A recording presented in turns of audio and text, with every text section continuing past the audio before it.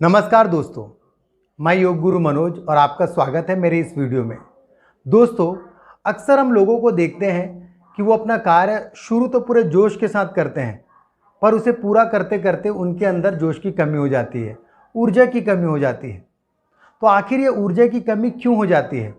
हम अपना डाइट अच्छे से लेते हैं, हमारे शरीर में विटामिन्स की कोई कमी नहीं है, हम नींद अच्छे से लेते हैं, फिर भी हमारे अंदर ऊर्जा की कमी क्यों हो जाती है?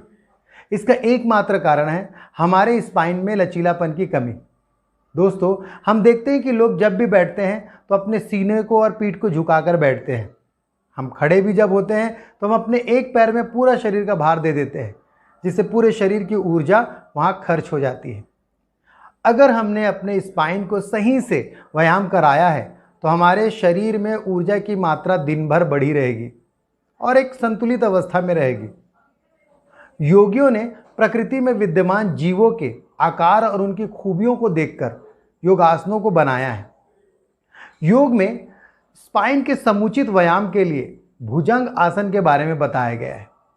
भुजंग एक संस्कृत वर्ड है जिसका अर्थ होता है सांप। इसमें हमारे शरीर की आकृति सर्प के समान हो जाती है।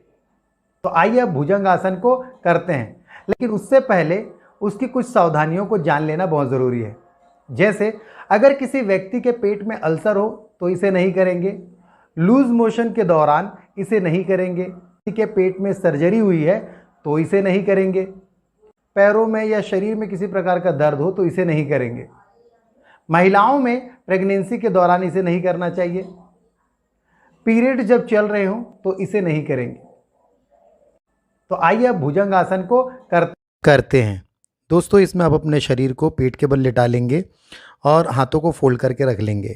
फिर आप अपने हाथों को धीरे से आगे लेकर जाएं मैट पर और फिर सांस लेते हुए आपको ऊपर की ओर उठना है। एक गहरी सांस लेते हुए इनहेल और सीधा देखते हुए रुकेंगे। 1 2 3 4 5। सांस छोड़ते हुए आराम से एक्सहेल करते हुए नीचे आ जाएंगे। अब हम अपने हाथों को माथे के नीचे रखेंगे और श्वास लेते हुए ऊपर की ओर जाकर रोक लेंगे। सेम वही गिनती 1 2 3 4 5। फिर सांसों को छोड़ते हुए नीचे। हर बार आपको सांस लेकर ऊपर की ओर रोक लेना है और 5 काउंट के बाद नीचे लाना है। Inhaling up 1 2 3 4 5। Exhaling down. 3 बार करने के बाद हमें 5 काउंट तक रुकना है। 1 2 3 4 एंड 5। उसके बाद आप अपने पाम को शोल्डर के नीचे रख लेंगे और गहरी श्वास लेते हुए बिल्कुल एल्बो को सीधा रखते हुए सीधा देखेंगे। 1 2 3 4 5। Exhaling down. अब हम थोड़ा देर रुकने के बाद अपने हाथों के पोजीशन को चेंज करेंगे। माथे को नीचे लगा लेंगे और फिर अपने दोनों पाम को दबाते हुए इनहेलिंग करते हुए उठेंगे।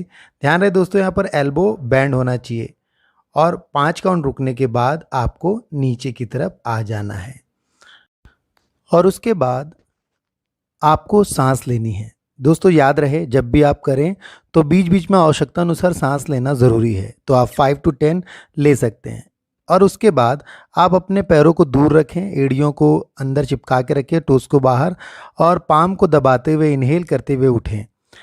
आप अब अपने काउंट को बढ़ा सकते हैं। 5 से लेकर 10 तक आप रुकेंगे। यहाँ पर हम थोड़ी देर तक रुके हैं और उसके बाद एक्सहेल करते हुए नीचे। अब हम इसका लास्ट वेरिएशन करेंगे। इसमें आप अपने पाम को चिन के नीचे रख लेंगे और सांस लेते हुए ऊपर उठते हुए सीलिंग को देखना है और इस तरह से आप रुकेंगे 5 to 10 काउंट तक, जितना आप कंफर्टेबल हो, और उसके बाद सांस छोड़ते हुए नीचे। दोस्तों, जब भी आप करें उसके बाद आप अपने टोस को जोड़ लें और पाम के ऊपर पाम रखते हुए चेहरा साइड में रखते हुए आपको गहरी गहरी श्वास लेनी है ताकि आपका कमर का वो हिस्सा जहाँ पर स्ट्रेच हुआ है वो पूरी तरीके से हील हो सके। इसके बाद हम काउंटर पोज करेंगे। काउंटर पोज करना बहुत ज़रूरी है दोस्तों, इससे बचा कुचा जो भी दर्द है वो भी चला जाता है। इसमें पीठ के बल लेटकर दोनों पैरों को फोल्ड कर लेंगे, दोनों पैरों के बीच में 1 फीट डिस्टेंस, और सांस लेते हुए ups and down, ups and down. ये प्रक्रिया आप 10 बार कर सकते हैं दोस्तों।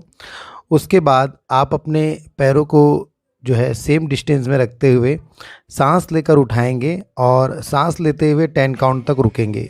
1 2 3 4 5 6 7 8 9 एंड 10। धीरे से नीचे ला लेंगे। उसके बाद आपको कमर उठाकर सांस लेकर रोक लेना है। ये एक फाइनल वेरिएशन है जिसको करने के बाद आपका बॉडी पूरी तरीके से हील हो जाता है।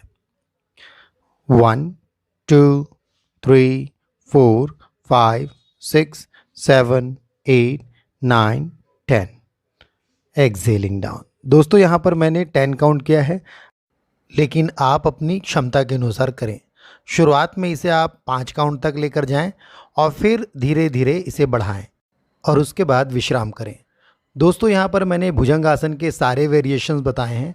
हर वेरिएशंस को आप 2 से 3 बार रिपीट कर सकते हैं और इसका ज़्यादा से ज़्यादा फ़ायदा ले सकते हैं। तो चलिए अब इनके फ़ायदों के बारे में जान लें। भुजंगासन करने से सर्प के भांति एकाग्रता और सजगता आती है। दूसरा, इससे हमारा मेटाबॉलिज्म बहुत स्ट्रांग होता है। भुजंगासन करने से हमारे शरीर के जो एनर्जी सेंटर है, मूलाधार, स्वादिष्ठान और मणिपुरा चक्र एक्टिवेट होते हैं। हमारे शरीर की ऊर्जा का स्तर बढ़ जाता है। इससे हमारे बाजुएं और कंधे मजबूत होते हैं। हमारे हार्ट की समस्याएं दूर होती हैं। इस आसन के करने से हमारे धमनियों और शिराओं में उपस्थित बैड कोलेस्ट्रॉल दूर होते हैं। हमारे लंग्स की कैपेसिटी बढ़ती है। लंग्स को एक अच्छा व्यायाम मिल पाता है, जिसकी वजह से ज़्यादा ऑक्सीजन हमारे लंग्स में पहुंचती है। इन आसनों के बार बार करने से हमारे शरीर की रोग प्रतिरोधक क्षमता भी बढ़ती है। भुजंगासन करने से पाइल्स की समस्या भी दूर होती है। मैं आशा करता हूं कि मेरे द्वारा दी गई जानकारी को आपने अच्छे से समझा होगा और आप अपने दैनिक जीवन में इसका प्रयोग करेंगे और इसका लाभ उठाएंगे। धन्यवाद।